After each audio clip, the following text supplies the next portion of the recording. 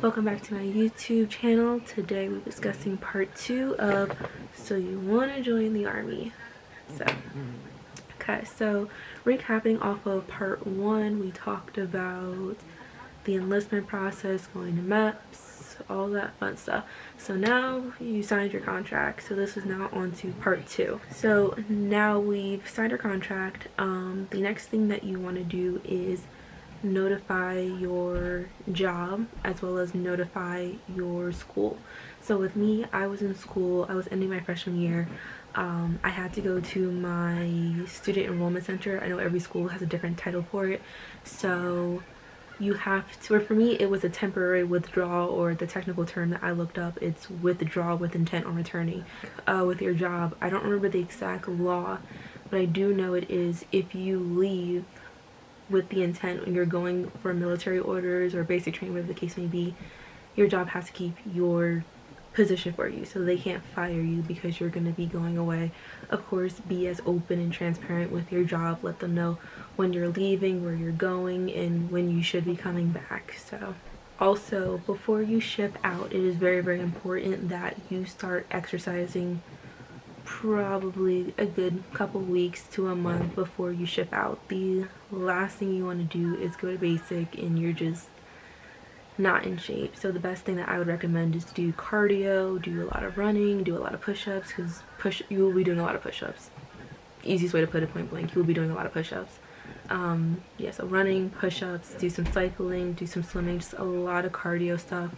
Most of our workouts are based around cardio. Like, there are some stationary stuff like pull-up bars and sit-ups, all that good stuff. But before you leave, you definitely want to try and get your body, I'm not saying go out and make yourself a bodybuilder in the next 3 weeks, because obviously it's not going to happen, but get your body used to intense running, intense push-ups, and being under stress and doing those type of exercises, because you definitely want to get your body used to that type of environment. Okay, my next tip would be start your mornings around 4 a.m. With me, I went to Fort Jackson, so for our basic training, we had to wake up every morning at 4 o'clock.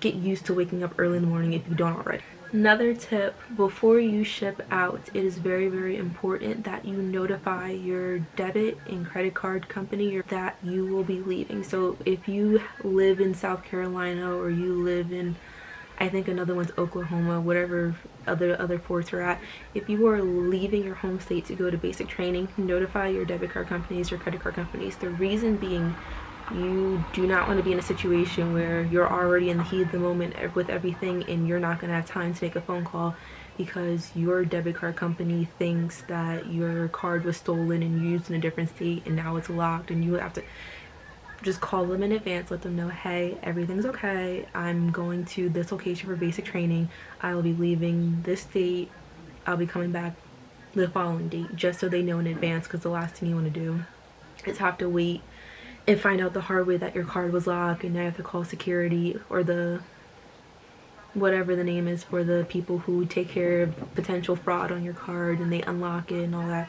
You just don't want to deal with that. Other suggestion I would put, usually you get this paperwork after you enlist, or after you officially sign your contract and enlist. I would say to study your ranks, study the military numbers, the military alphabet. Those are very, very important because you will be quizzed on it once you get to basic. And when I mean quiz, you guys will be standing in formation. Your drill sergeant will say, what does the letter Z mean in the alphabet, or how do you say the number 3 in military terms, or what time is 8 o'clock at night in military time, or what rank is this person's rank. Like, and of course, if you mess up, you'll get half right faced. So she'll tell that. Okay, so with basic training, the biggest thing you will hear is half right face. Pretty much it's a whole face movement. You can look it up online. I'm not gonna do it because I genuinely hate face movements. It's just too much for me. Not too much, it's just I hate it. But pretty much if you hear half right face, bless your heart. So pretty much it's just the introductory face movement to a push-up. So just know, if you hear half right face, somebody f***ed up. And probably my last suggestion slash tip before you ship out know your hair options. And what I mean by that, for the guys, you guys don't really have an option. Like, they're gonna shave everything off. Like, they're not even gonna try and make it look neat or make it look pretty. All of it is coming off. So you'll probably come out with, it's honestly, I hate to say it, but the day we all go up to the PX and the guys get their hair cut, I think that's probably the highlight of my basic training, because it's funny to me watching guys cry over their hairlines going. I know that's rude to say, but whatever. For the females, you need to know, because this really isn't emphasized much in the regulations. Specifically, I believe it's AR 670-1 that refers to hair and what's authorized and what's not authorized. It's the biggest flaw that I personally see with it is, of course, the regulation doesn't see color. And what I mean by that is that every woman is different. So you have people with fine straight hair, you have people with curly hair, you have people with coily hair. Everybody's hair is different. So what I mean by that is definitely, and I will leave a link to the PDF of AR 670-1 so that everyone knows what to expect, specifically the females. Know your options. So your hair is either going to be in a military bun or it's going to be in a short haircut. Now, for my females that are ethnic, I would recommend that you don't do the short haircut. And the reason being, if your hair is just this frizzy mess, it's curly, whatever the case may be, you're better off just growing out your hair and putting it into a bun. You know, like, even for me, like, my hair's relaxed, but back then I was able to stretch out my relaxers. So probably, like, once things got calmed down with the whole restricted shower time, I was able to wash my hair, put some gel in it, slick it back into a bun, and life was good. So they're very, very picky about hair. Like, you have people that will, like, if you have one little piece back here riding out, all hell can break loose. So definitely know your hair options. If you have fine hair and you like it short, I've seen like 2 or 3 girls that had their hair like that when they were walking in. Those girls were allowed to go into the PX and get their hair trimmed, while the guys were getting their hair pretty much scalped. So yeah, definitely know your hair options, even like a hair bun, for example. So like this, for example, this is just a normal hair donut. I think I got this at my local Dollar Tree for $1. They sell them at Walmart, they sell them at Rite Aid.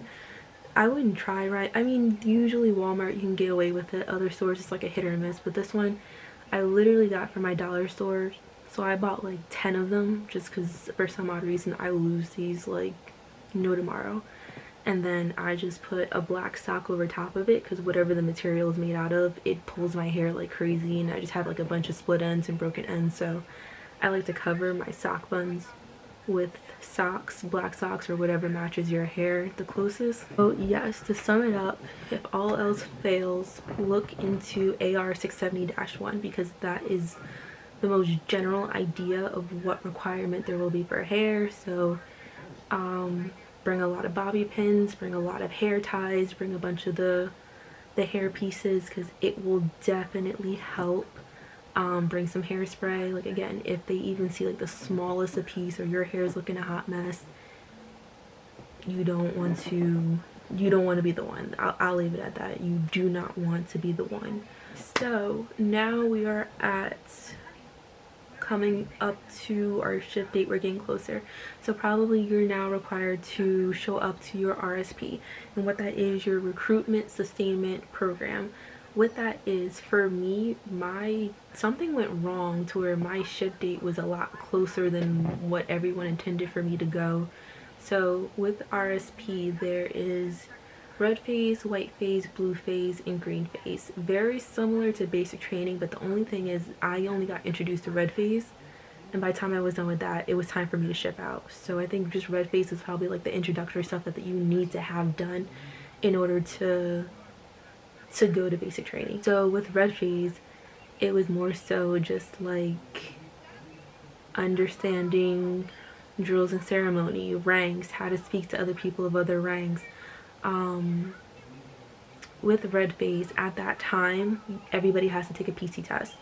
but it's sort of like an introductory BT test, and this one you have to pass before you can be shipped out to basic. So with this one, it's like your regular PT test, but there's a couple extra added extras. So you do the 2 minutes of push-ups, 2 minutes of sit-ups, the 2-mile run.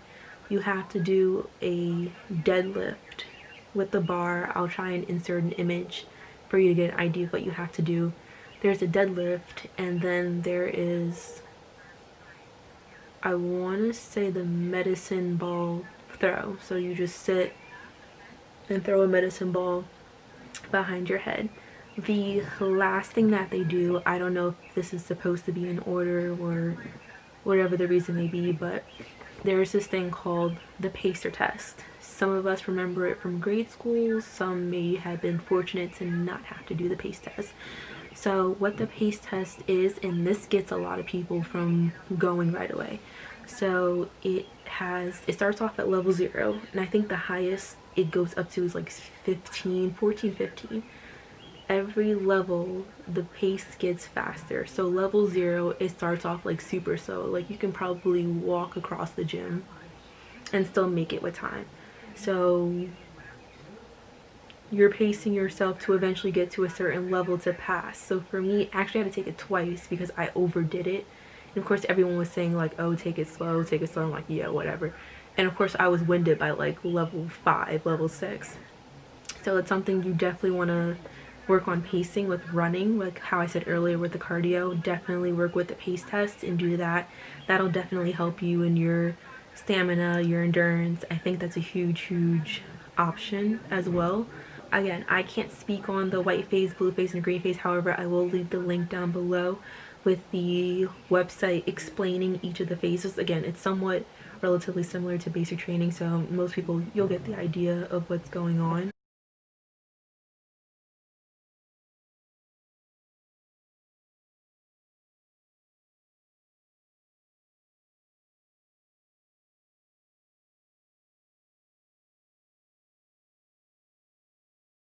But in the very end with graduation, it's definitely a interesting time. You know, we're all celebrating, we're all reflecting, we're seeing our family, we're seeing friends. It's a rewarding moment. It's a very rewarding moment. So there's a whole ceremony and everything, and then you do get some time to spend with your family. Of course, they say like, oh, you have to be back by a certain time after the ceremony, but it's really no big deal. And then after everything's said and done, either you go home to like your home wherever you live at, or you go on to AIT, which I did. I actually took a semester off from school and went on to AIT. So I'll give a brief introduction for my situation. So AIT is Advanced Individual Training, which is more so training towards your military job. And for me, I'm a 42 Alpha, which is a human resource specialist. So for me, I was based in Fort Jackson, similar to my basic training. So I think all I do is just take a bus down to my new area for my school. With AIT, it's a little bit different than basic training. You're not in a base style barracks anymore. It's kind of set up like a hotel. So you have a bunch of rooms. You have 2 other roommates. So there's 3 people in a room. 1 bunk bed, 1 individual bed. You guys have your own bathroom and your own shower situation. So there's no more sharing showers with everybody in the bay. It's just your 2 other roommates. Things are just, it's different. It's a lot more lax. Like for me, I went to 369th AG, so like everybody knows the drill sergeants there, or the platoon sergeants there. They are the best. Like even as hectic as my AIT was, it was just, I actually had the most fun there. I'll probably insert some clips and some photos from AIT because it was quite the adventure.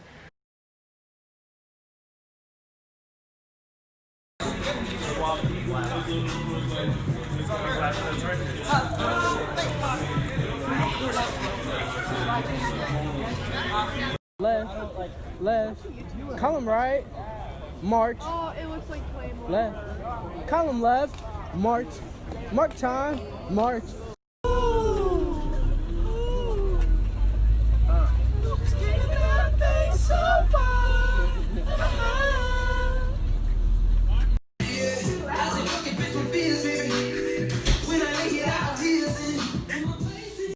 But with that, you'll have a lot more flexibility. I believe your first week or two, you're only allowed to be on post. So pretty much everything within Fort Jackson. So like we have movie theaters, we have gyms, we have the PX, we have food courts and all that good stuff. We take our first PT test. With passing your PT test, that allows you to go off post. So you can like leave Fort Jackson if you want to. So for me, like of course I passed my PT test, like me and all my friends, like we usually leave. We end up going to like different restaurants, like one of my good friends, Anna, but of course I call her by her last name in certain occasions.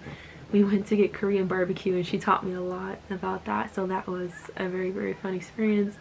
Some people got tattoos, which you're not supposed to do. I'm gonna put that out there. Don't get tattoos, don't get piercings. I don't know, I just had a great time. And even with that, with our normal AIT day, you know, we wake up at 4 o'clock in the morning, similar to basic training.